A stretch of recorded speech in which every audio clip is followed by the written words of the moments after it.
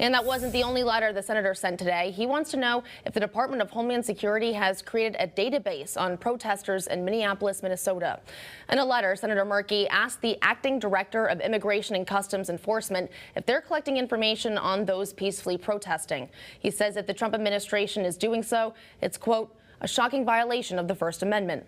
Markey's probe follows exclusive reporting from CNN last week that ICE agents have been collecting personal information about protesters and agitators in Minneapolis.